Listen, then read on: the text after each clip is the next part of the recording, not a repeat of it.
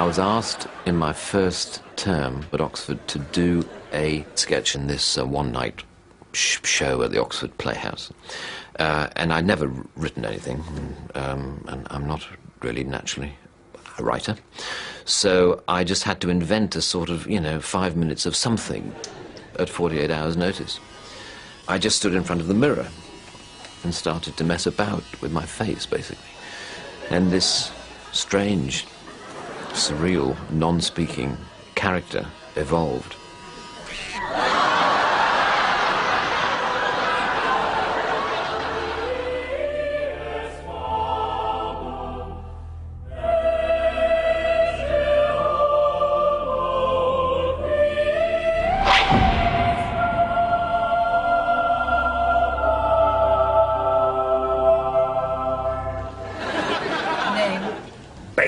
Mr. Bean is the name given to the skin that Rowan can put on to be funny.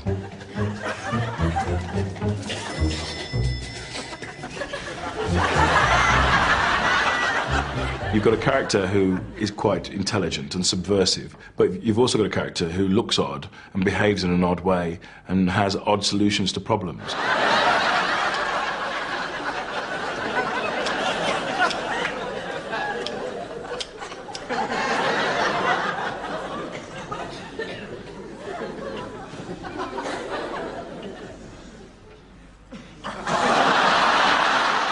Mr. Bean is an anarchist, unintentionally, I guess, though. He's not trying to create chaos, and he's just trying to make his own life work.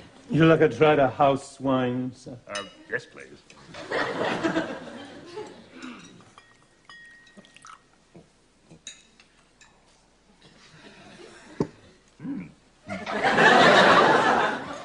No. I'm driving.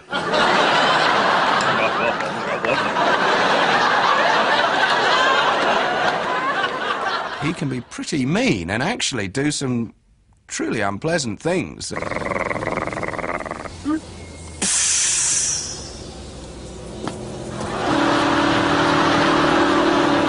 He's just able to make something out of nothing, and his physical humor, what he does with that face.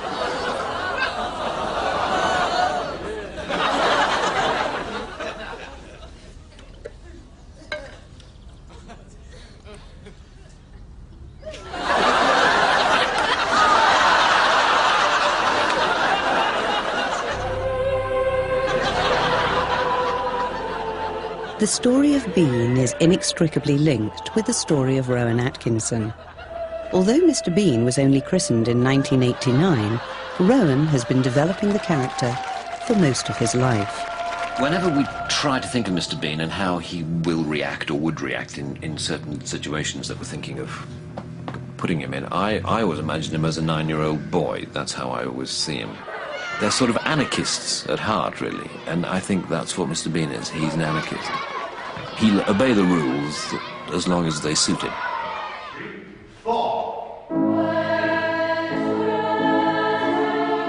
Rowan Atkinson was educated at Durham Cathedral Choir School. He is still remembered by his old headmaster, Canon Grove. I had a member of staff named Cyril Watson who produced plays, and one year he chose St. Joan. And it was obviously a spark of genius on his part to see that Rowan was the perfect person for the Dauphin. It was quite camp. I seem to remember the first and possibly last time I've ever played someone truly camp. Shaw's own description was that the Dauphin was a pathetic little creature, yet irrepressible, with a cheeky sense of humour, and always liable to get his own way in the end. And that could be a sort of scenario for Mr. Bean.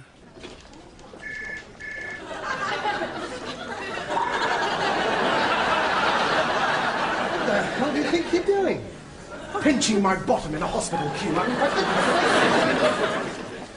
The first impression he gave was that he was an extremely shy little boy. Though he did say that he had begun his sort of career by being taken by the boys down into the change room and asked to make funny faces for them. I seem to remember standing up in the changing rooms when I was 10 or 11 or something and putting on a performance.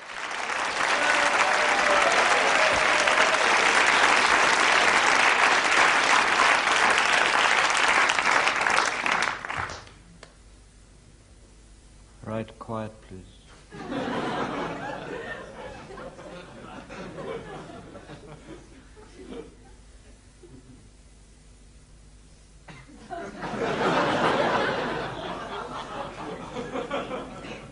Ainsley, Babcock,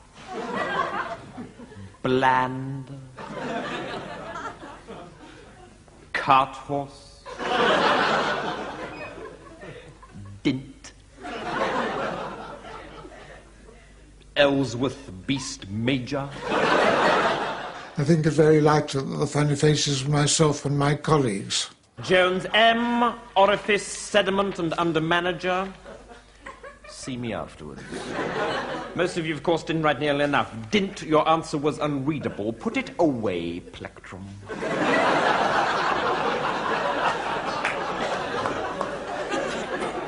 If I see it once more this period, Plectrum, I shall have to tweak you.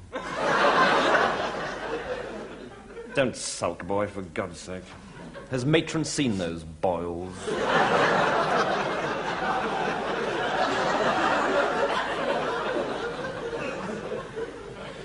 Horrid little twerp. I seem to remember making people laugh, but of course that was pre-adolescence. And I think once adolescence set in that I never really performed off stage or off screen ever again. It was only before the self-consciousness set in. I think I was quite sort of self-contained. Not, I hope, a loner, but sort of not really requiring the constant company of my friends in order to enjoy myself. Oh.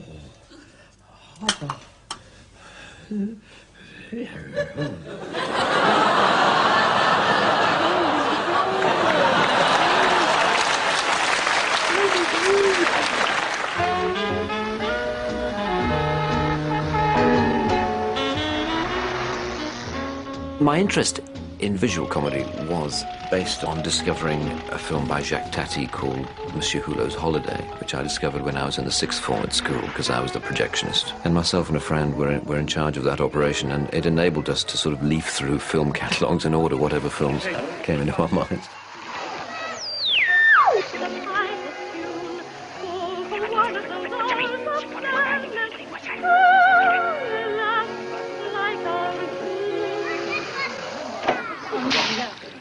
It just struck a chord with me. I so admired it. It was a kind of an uncompromising comic attitude and setting that I really admired. And so but that was only a filmic experience which influenced me kind of subliminally. Monsieur.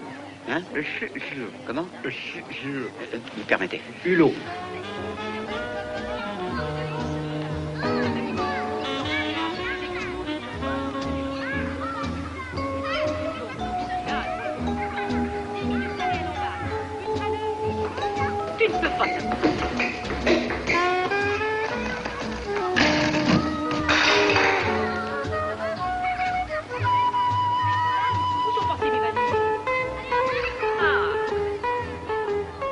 It was something that I forgot about, really, for the 3 years I was at Newcastle University, from where I went to Oxford University. And it was there, really, that it sort of returned. My background and my natural inclinations were fairly northern. And suddenly I was in this very sort of cultured, more sort of southern environment.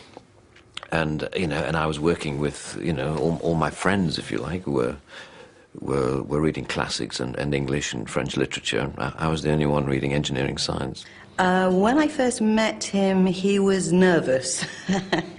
And he was odd. I mean, there was a lot of sort of nervousness about being around women generally, which, of course, is fantastically endearing.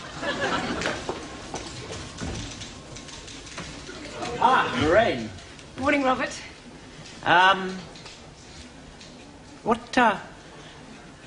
What do you do at nights? I beg your pardon? Do You eat at night? Or what? Well, as a rule, yes. Aha! Yes. Yes. Well, yes, well, I do, actually. I quite often go to a pub on my way home. But tonight I thought I'd really splash out on something a lot better.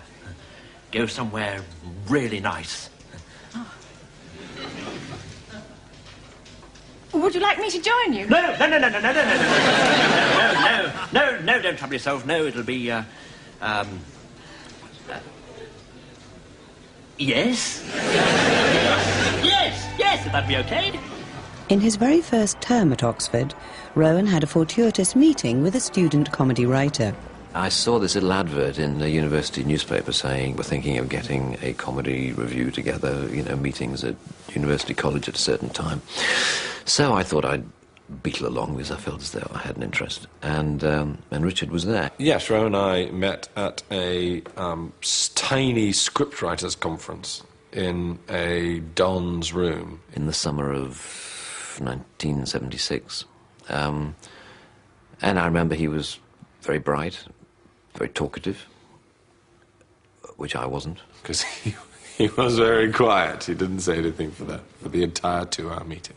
But he kind of made up for whatever contribution I was lacking from me. And then finally one day we were asked whether we had anything we wanted to put into the review that we were going to do. And Rose stood up in the room and performed these 2 sketches that he'd worked out, which were replete with such flagrant genius. Unfortunately, it was the first time we heard him speak. They were completely wonderful. The Oxford Playhouse provided a showcase where Rowan performed much of his early material, with Richard as the straight man. At the centre of the Elizabethan world sits the king. Upon the character of the king depends the plot, and so there are many different kinds of king. The benign king. The benign king with a physical defect.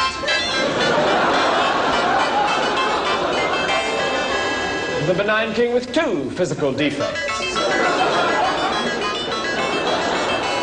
The mad king.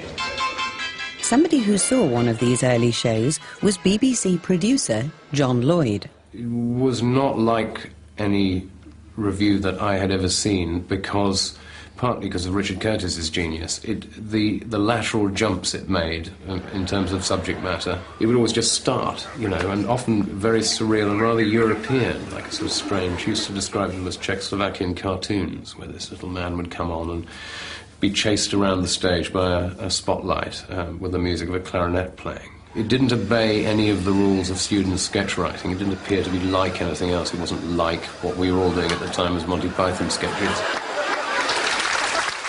And very beguiling and odd.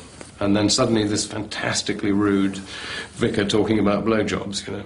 And a young, attractive bride-to-be came up to me after a service and asked me just that question. Father, what is the church's attitude to fellatio?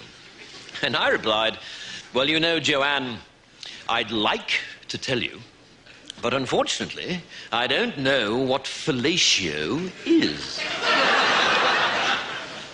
And so she showed me. And ever since, whenever anyone has asked me the question, Father, what is the church's attitude to fellatio? I always reply, well, you know, I'd like to tell you. But unfortunately, I don't know what fellatio is. The shows usually took the form of something very visual, sort of mime thing, a famous mime with where he mimed to a sort of Beethoven piano sonata.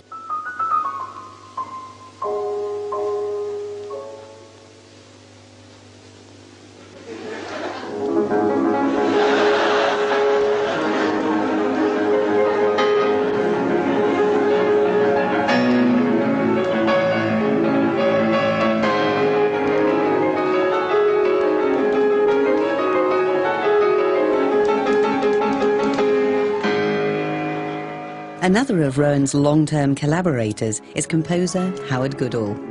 He is very musical, and we've always done a lot of musical sketches on the stage show, which is probably why I've been more involved than musical directors normally are in a comedy show. He did one where he was a concert pianist playing Beethoven, he did one as a conductor, he did a AC/DC guitar mime, and he did a thing called drumming, which we worked on together.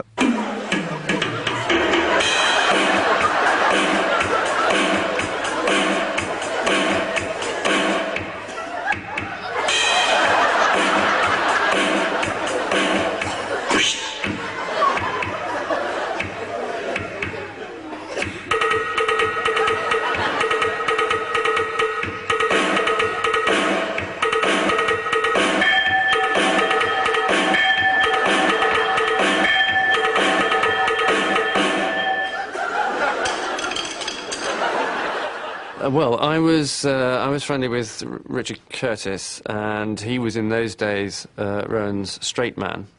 In fact, he was, as I later became, the other person in Rowan's one-man show. Good evening and welcome to the Boston University Huntington. There were a number of different sketches, different characters, all of which had elements of what later became Mr. Bean. I can remember one when he was a sketch about someone on his first date. The first crucial step is having arranged to pick up your date not to look like a complete idiot when she opens the door. Best to look as though your attention has been momentarily distracted. But when you do notice her, it is vital to say how pretty she is looking straight away. But don't overdo it. He is very, very careful about everything he does. He works out everything in advance. And it'll be the same performance every night. But it was much more like preparing a play. And I think in that regard, he is more like an actor than a comedian, that he'll work out, he'll spend, you know, a long time working out the dynamics of a particular scene. Once in the car, there are various ways of driving. If you drive like this,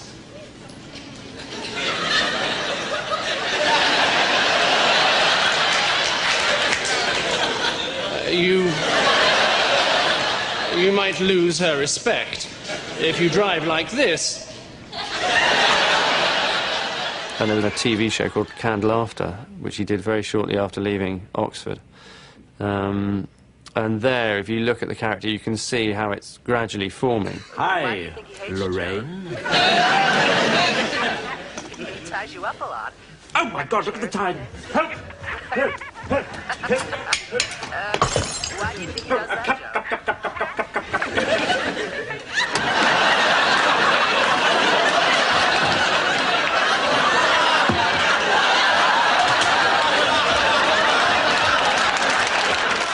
Richard Curtis and I were writing a full stage review for Rowan with lots of different sketches, and we wrote a couple of silent ones for him, one of which was called Cheating, which I was particularly involved in, and, well, you know, we co-wrote the whole show. And that later became a Mr. Bean sketch. It didn't change, really, at all. It's just that we didn't actually call it Mr. Bean at the time. I think what he did is to take elements of those different characters and package them together. And that's, I think, probably how Mr. Bean was born.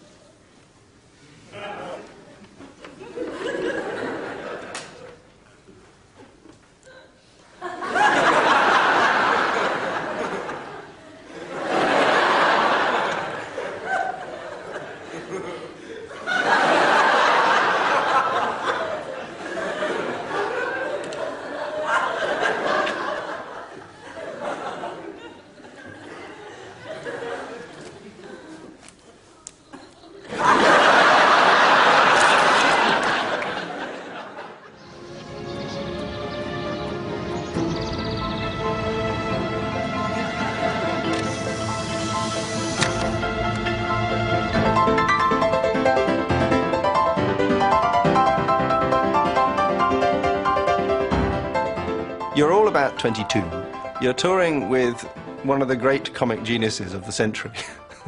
And you're still 22, and you're 3 friends. So how do you handle that? Because obviously the minute Rowan walks on stage, he has 5,000 people or 3,000 people in the palm of his hand. And it's an extraordinary gift, and we don't really discuss it very much, but that's what's happening. Ah, hello. It's nice to see you all here. Now, as the more perceptive of you probably realized by now, this is hell. And I am the devil. Good evening. But you can call me Toby, if you like.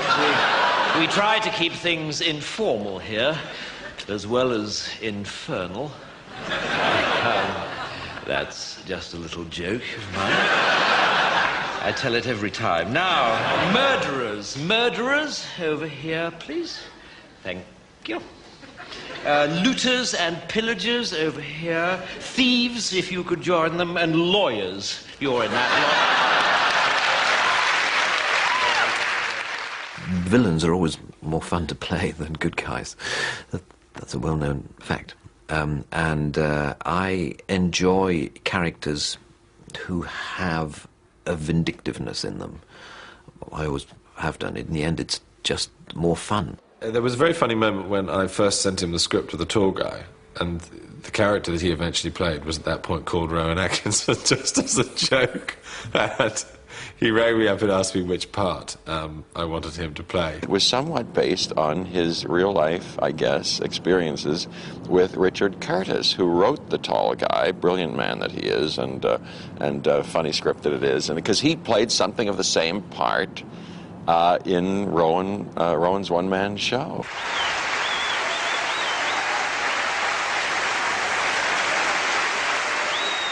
I think the rest of us found it quite difficult to adjust to the fact that he was becoming very famous very quickly, and we were still who we were. And this was way before Richard had become a well-known writer in his own right, so I think there was quite a lot of adjustment to be done in terms of that. And I think, especially for Rowan, you know, difficult for him to adjust to his friends. We're always wondering whether he was going to buy the meal or not. The only thing in which Rowe was naughty during the stage show is he did have a lot of trouble describing it as anything but a one-man show. I remember saying to him once, you know, pointing at the poster which said Rowan Atkinson in his one-man show, and saying, don't you think that poster's slightly strange? And he said, oh yes, that typeface should be in green and not yellow. So I thought, well, I won't push it.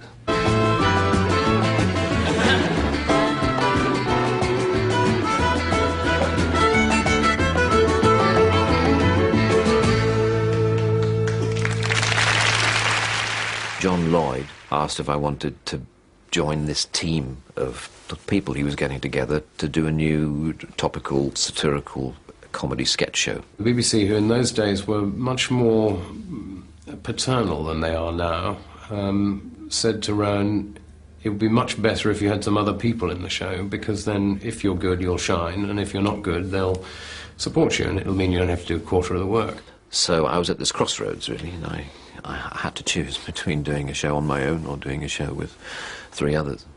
And there was no doubt in my mind which way to go.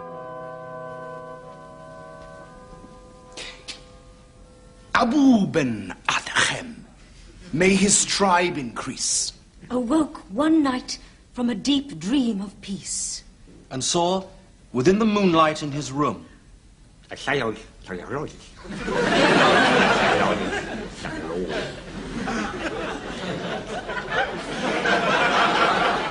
and to the presence in his room, he said, what writest thou? The vision raised its head, and with a look made of all sweet accord, answered, It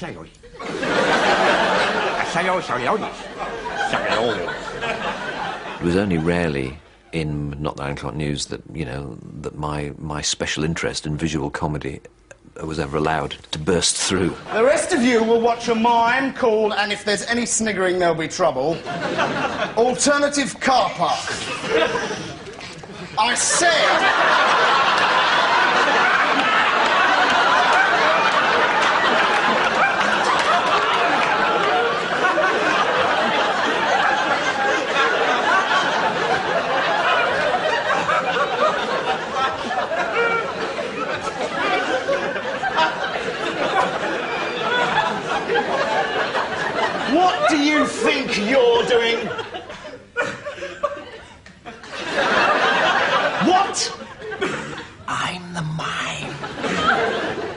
Well, why didn't you say so?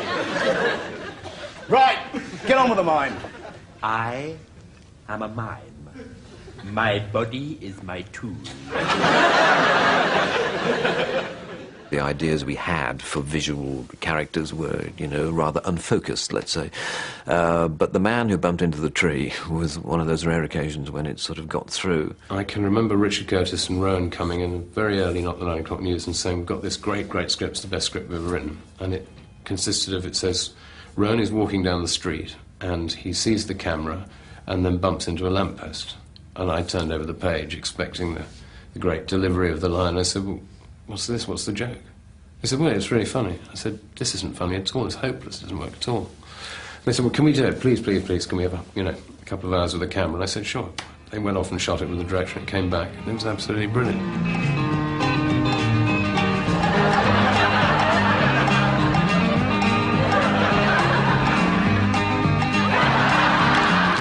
It's that shock that you've been working comedy for 5, 6, 7 years and somebody comes along and says, there's another way of doing this.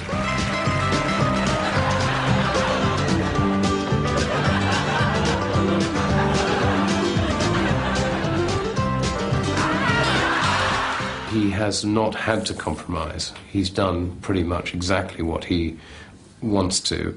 The compromises he's made have generally been so as not to upset his mother, you know, not to say too many rude words because she might not like it.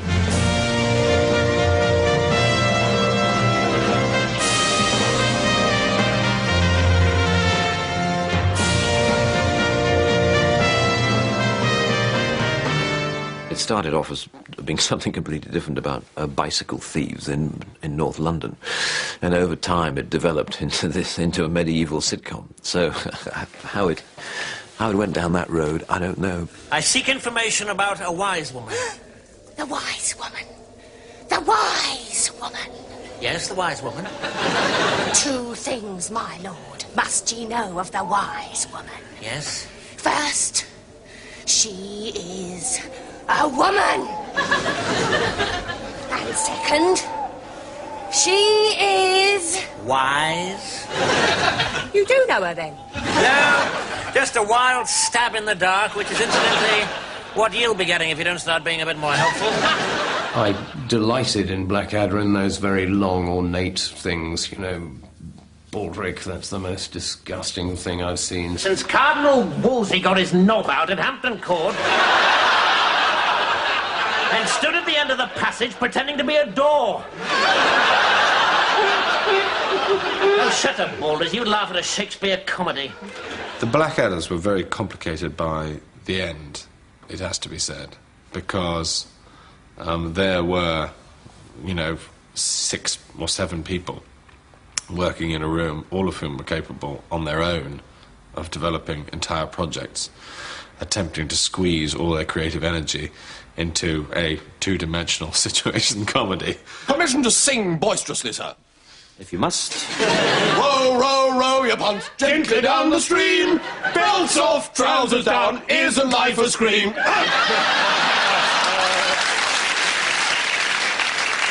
Fabulous. University education. You can't beat it. Now, what have we here? Name? Baldric, sir. Go tally-ho, yibbity-dap and zing-zang spill-it. Looking forward to bullying off for the final chucker? Answer the General, Baldric. I can't answer him, sir. I don't know what he's talking about.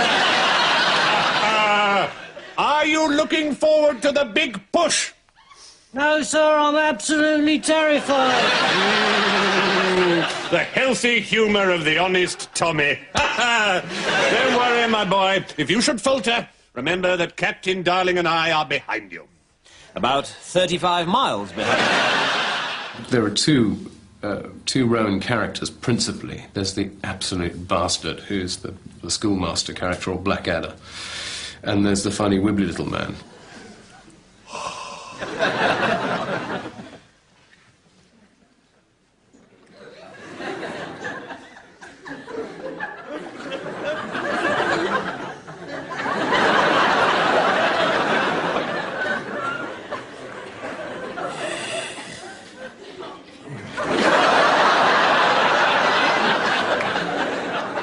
He was actually an utter bastard as well. They're both bastards.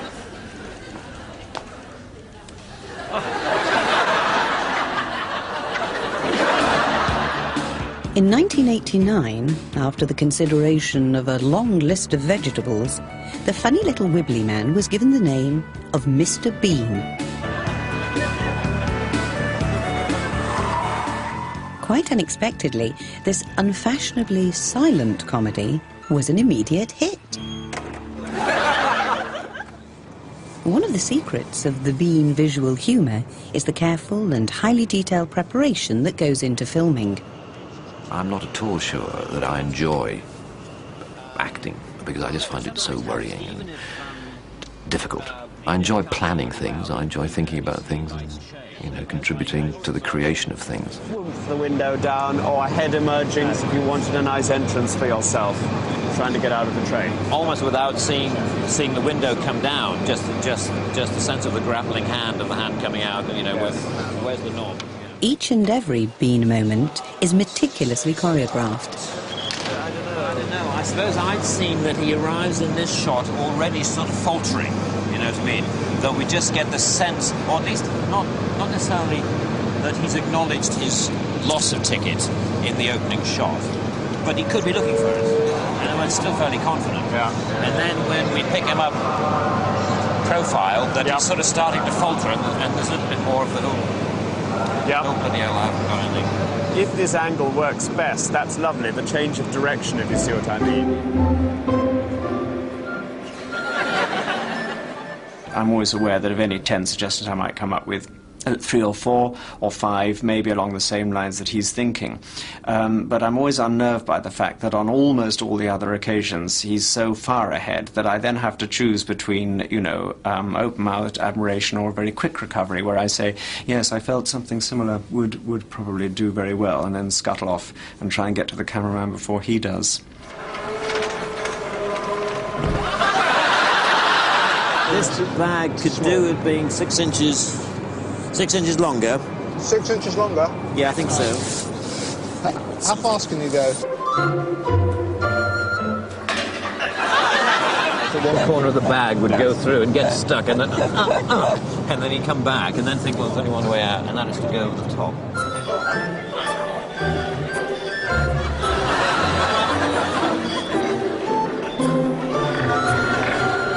The co-writer, Robin Driscoll, collaborates with Rowan on the improvisation of Bean.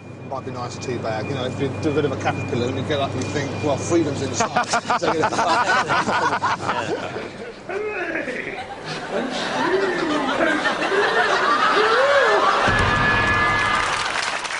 One of the reasons why Mr. Bean has gone on is because actually the process of creating him is quite a lot of fun. You think of a basic situation, just as you're walking around, you're in a barber shop, and you think, yes, this is a place where people don't talk to each other. I could do a Mr. Bean thing here.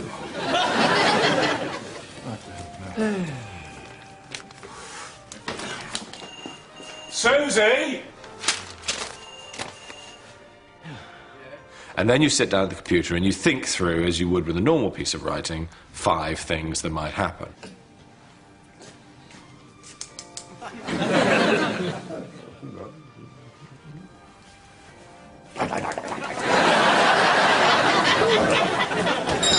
Sorry, look, can I just leave Jamie here with you for a moment? I mean, I've left my purse in the shop back there. But just give him a good haircut, will you? Be good, Jamie. Sorry to stop, but I have a feeling that if this happened, that Bean would, or some, you know, normal people would say, hang on a minute, he'll be back in a second and I'm first. You know what I mean? But they'd be, because in the end the real barber's only 10 yards that way. So he would, I'm not sure he would immediately presume to take on the role of the barber unless he had an extra kick.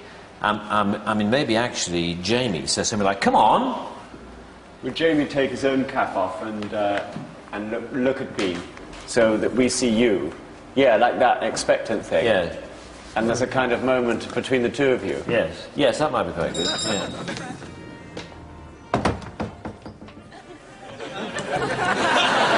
Yeah. Yes, that's quite. Yes, that's quite good. Yes, exactly. Good. Yeah, that might be all I need.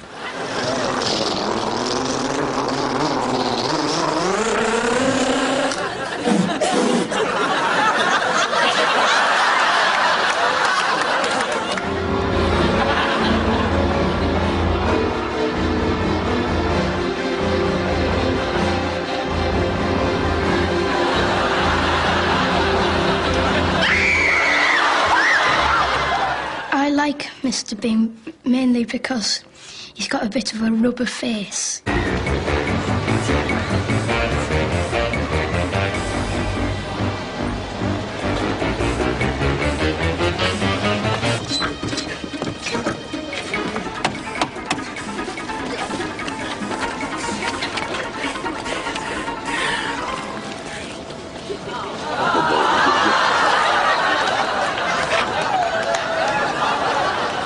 Blue 3 and 2, 32. And blue 3 and 5, 35. Blue 3 and 7, 37. White 6, 0, 9, 60. Yellow 2 and 5, 25. White 5 and 4, 54. Yellow 2 and 3, 23. Green anywhere around 69.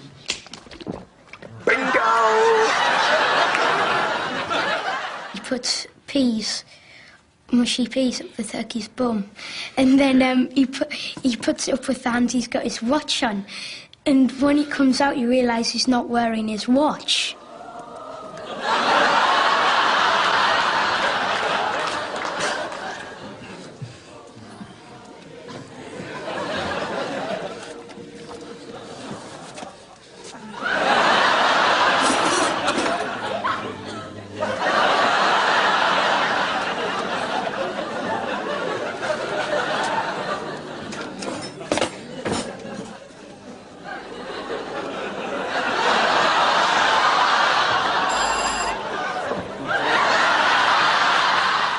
The turkey on his head, and when his girlfriend comes, they find out. Are you all right in there? Yeah, I'm fine, thank you. I reckon he's a bit homeless. Good evening, call it Bean-O-Mania. Manal 10, here's Mr. Bean. Como una alubia y se llama eso, Mr. Bean. Nous verrons bientôt sur France 3 Mr. Bean. Ladies and gentlemen, please welcome Mr. Bean. Uninhibited by a language barrier, Mr. Bean has become a truly global success and is now watched in over 100 countries around the world. The character was always meant to be international. The inspiration came to Rowan while on holiday in Italy.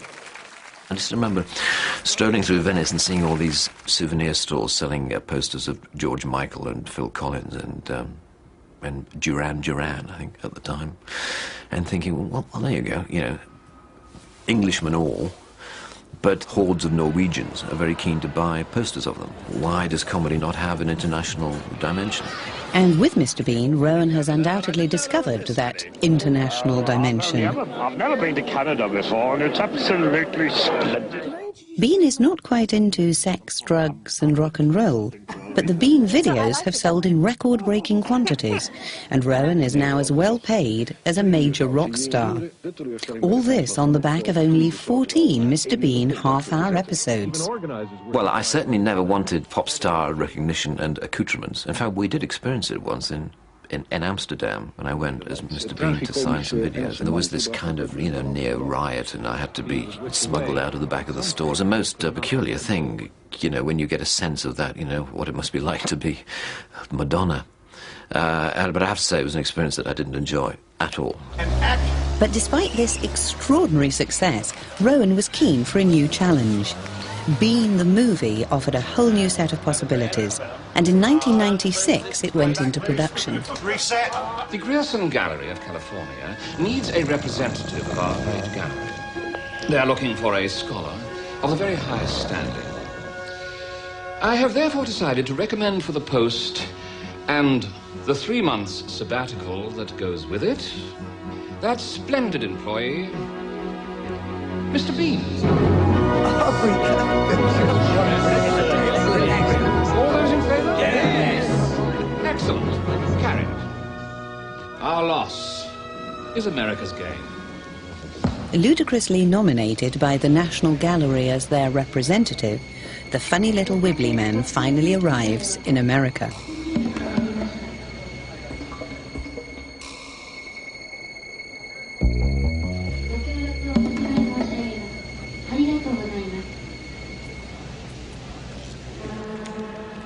He gets a bit of a warm reception at Los Angeles airport and immediately gets on the wrong side of the police.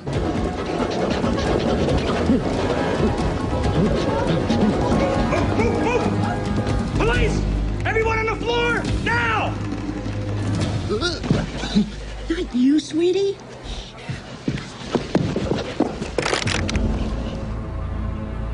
The structure and narrative of a film, if you're aiming to make it any kind of success, has got to be so different to that of a half-hour television program. It is a huge leap to make. And if we were going to go through all the effort and torment of making that leap and try to make it work, that it seemed logical that we should try to be doing something different with the character. Which goes back again to this idea of trying to explore more facets of the character than we had been able to do on television. Just because it's a film, we mustn't allow ourselves not to put in straight, funny visual sequences. And so we've had about 8 days of rehearsal where we go into a rehearsal room and the three of us just fool around with basic ideas. Mr. Bean on the plane, Mr. Bean with a pair of wet trousers, Mr. Bean in bed, you know, and stuff like that. And a lot of the funniest things, indeed, in the final movie, well, I suspect, come from those genuinely amusing occasions, rather than sitting alone in one's room typing speeches for people. Well done, Hugo. That's fantastic. Lean away from him.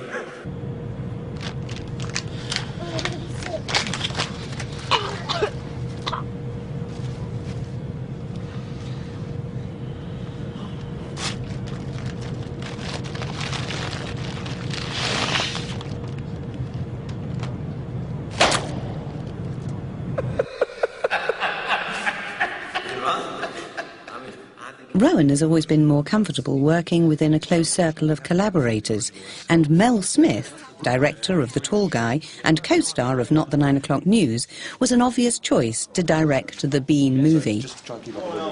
In the TV programmes, there are no real consequences to what he does. I mean, there are consequences in the short term, within the 10-minute sketch or whatever it may be, to the people who are in the vicinity.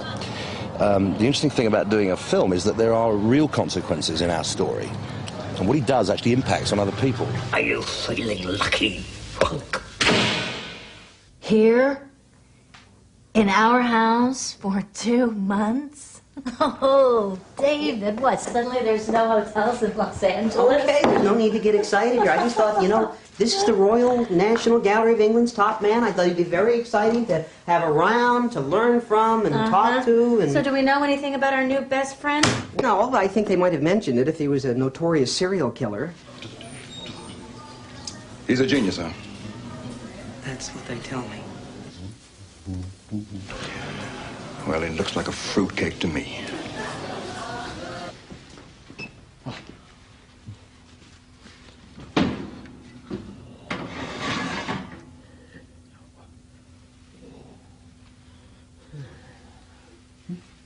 The comedy is so simple, you know, it is so accessible. It's so manifest, really, to anybody. Some people who prefer a bit more intellectual content are probably disappointed by most Mr. Bean sketches and may therefore be disappointed by the film. But that doesn't worry me so much. I enjoy the simplicity of him and his comedy, and the sort of universal identification, I think, that people throughout the world seem to feel for the character.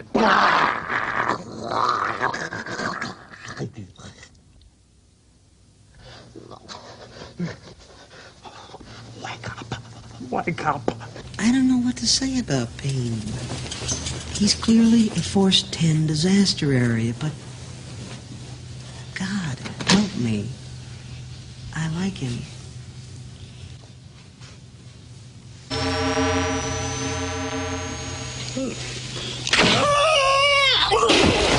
I mean, quite a lot of Bean is very extreme, but quite a lot of the stuff that I like the most is when he's just sitting in a chair in a dentist's waiting room with sort of nothing much going on, and just watching him and how he bides his time always amuses me greatly.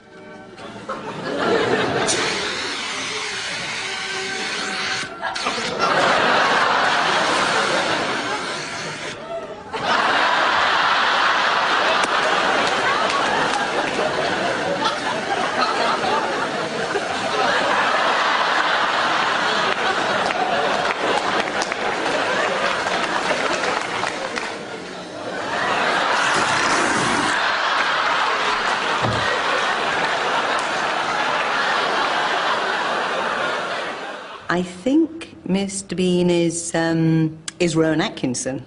I mean, I've sort of seen him be that person in his own life. So I think, you know, they're not that far apart. If you're going to present a situation visually, I think the character or the personality that you create in order to present visual comedy comes from very deep within you. It's very identifiable as a part of you, which leads to my theory that actually that you have only one truly good and convincing visual comedy character within you. Nobody has more than one.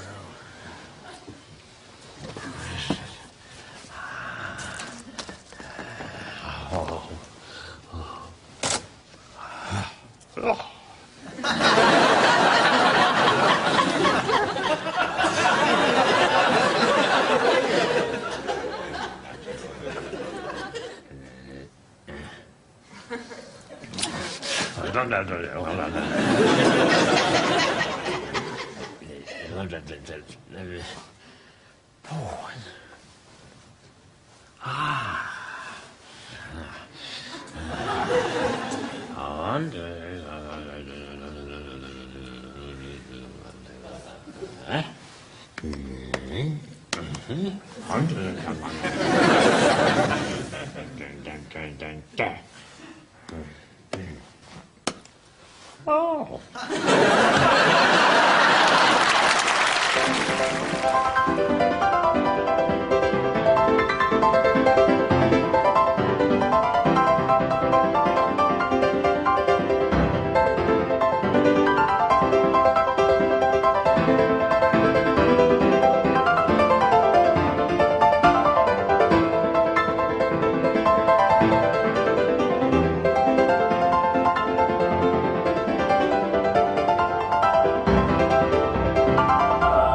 I sometimes speculate about where I'd be now if I hadn't, you know, decided to take that plunge and write to those agents and take it seriously, and whether I'd be, you know, in some small research laboratory near Swindon doing amateur dramatics every 3 months.